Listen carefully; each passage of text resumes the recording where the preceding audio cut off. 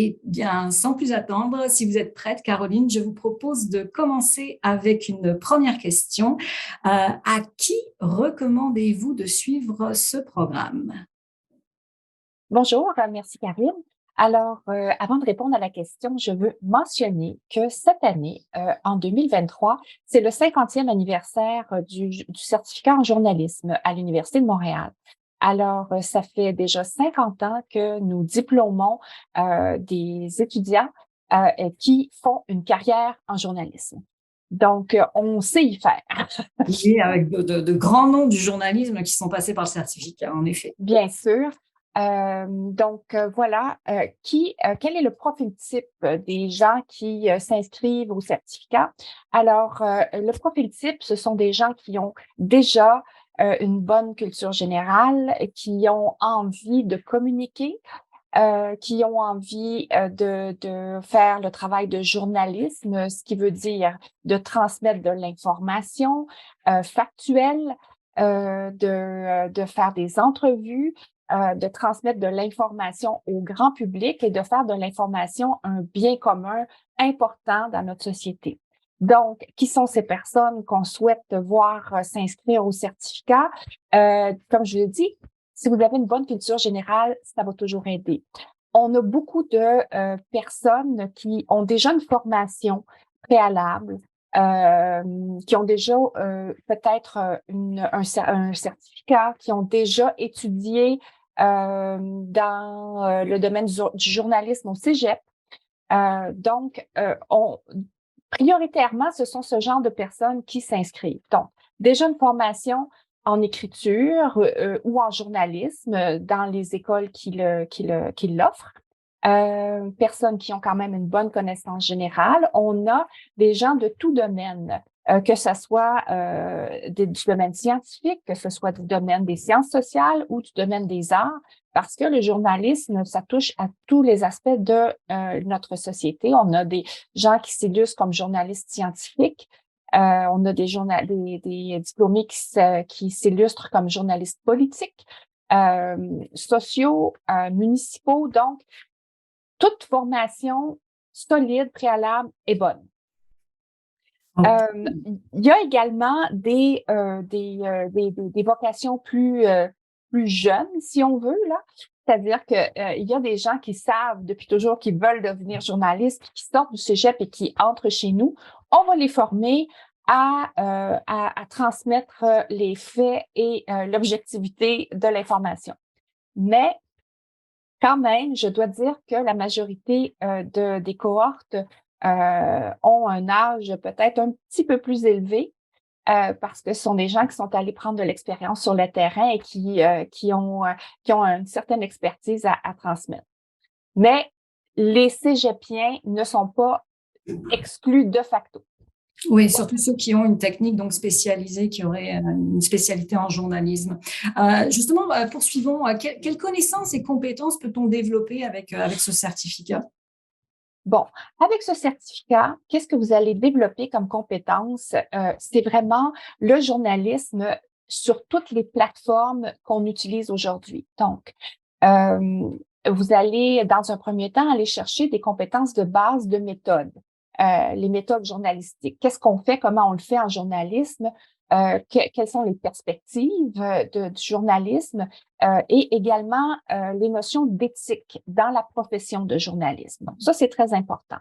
Par la suite, c'est très appliqué. C'est-à-dire qu'on a des ateliers qui sont en lien avec le journalisme multiplateforme. On a un atelier de vidéojournalisme, un atelier de presse écrite, un atelier de journalisme en ligne, atelier de presse télévisée. Donc, des ateliers qui permettent de maîtriser les outils concrets dans la pratique du journalisme. Donc, quelques cours obligatoires pour vous permettre de maîtriser pas nécessairement les théories, mais les savoir-faire journalistiques, les grands principes. et des ateliers pratiques pour vous permettre d'acquérir des compétences sur des outils.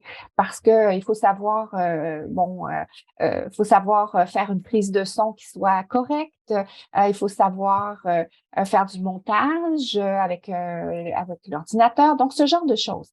Et nous préparons nos diplômés à intervenir dans le milieu journalistique, comme j'ai mentionné plus tôt, multiplateforme, c'est-à-dire que on recommande fortement aux étudiants de notre programme de faire un stage dans un domaine en particulier ou dans un média en particulier et d'acquérir les outils de ce milieu-là. Ça peut être, par exemple, l'édition régionale, ça peut être le journalisme scientifique, ça peut être, enfin, tout dépend de vos goûts. Donc, de faire un stage, de tester ses compétences sur le terrain, de se faire évaluer, de recevoir un feedback de votre travail. Et puis, les débouchés, c'est essentiellement de produire du contenu dans tous les médias, sur toutes les plateformes qui s'offrent à l'information pour le grand public. Mm. C'est très, il y a beaucoup d'offres. Le journalisme a vécu des années un petit peu plus difficiles. Il y a quelques années, mais pour l'instant, il y a une recrudescence. Probablement que la pandémie a aidé beaucoup, c'est-à-dire que les gens sont à la recherche d'informations et de multitudes d'informations afin de s'assurer d'avoir les bonnes informations en main pour faire des choix ou se faire une opinion. Donc, il y a beaucoup d'offres en ce moment dans le marché.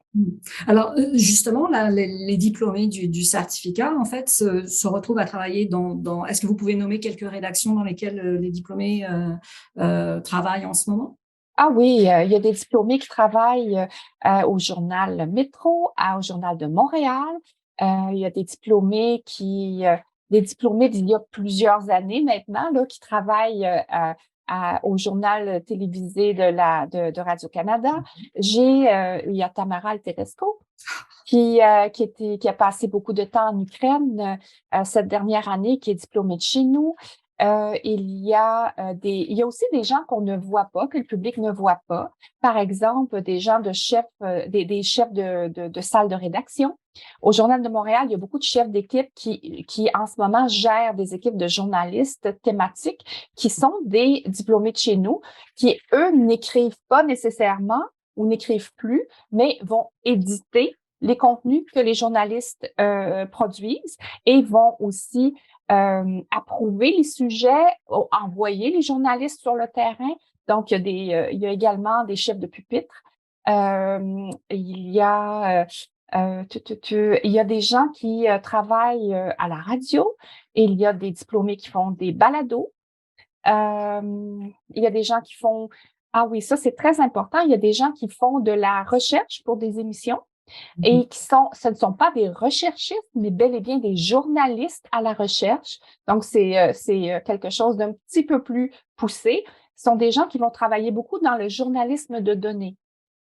Donc, ils vont faire de la vérification de faits. Ils vont aller chercher des données qui sont libres d'accès pour les analyser et en faire des thématiques des thématiques journalistiques à présenter au grand public. Donc, c'est très, très, très large. Il y a également des personnes qui travaillent qui sont au certificat, qui font des documentaires.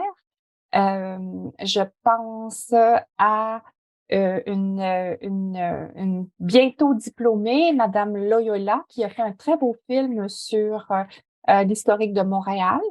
Donc, il y a une multitude de débouchés. Il y a des étudiants qui sont en voie de diplômés qui travaillent à la Fédération des journalistes, donc plus du côté déontologique. Bref, c'est très, très, très diversifié, mais le point commun, c'est l'information. Oui, tout à fait. Eh bien, écoutez, ah oui, une dernière question par rapport aux chargés de cours. Comme les Oui. cours peuvent être très, très pratiques, là, vraiment très terrain. Est-ce que vous pouvez nous parler un tout petit peu des chargés de cours? Oui, les chargés de cours du programme sont tous des journalistes qui ont de l'expérience sur le terrain. des journalistes de plusieurs années d'expérience sur le terrain qui vont transmettre leur expérience dans dans les cours, pardon. Et je peux en nommer quelques-uns. Il y a évidemment, il y a Marc Laurando, qui est un analyste de l'actualité, qui justement donne le cours d'analyse de l'actualité. Marc Laurando, qui a 30 ans de journalisme derrière la cravate. Il y a Jonathan Trudel, qui gère la salle des nouvelles à Radio-Canada. Il y a, je veux pas en oublier, là, je veux pas être... ah oui, j'ai une journaliste, Marie-Ève Martel, qui est passée à la Fédération des journalismes et qui présentement donne le cours d'éthique et déontologie. Elle a écrit beaucoup sur le journalisme en région d'ailleurs. Donc, elle est spécialiste de l'éthique et de déontologie. Elle est présentement à la Presse canadienne. Donc, c'est des gens qui sont en poste dans le milieu du journalisme. Oui, et puis Madame Martel, qui est vraiment bien connue aussi parce qu'elle a écrit effectivement des articles, mais elle a aussi écrit 2 livres sur le journalisme et l'évolution du journalisme. Et puis, bon, à peine 30 ans, ou un tout petit peu plus de 30 ans, donc vraiment une vision aussi très récente et multiplateforme de ce que peut être le journalisme.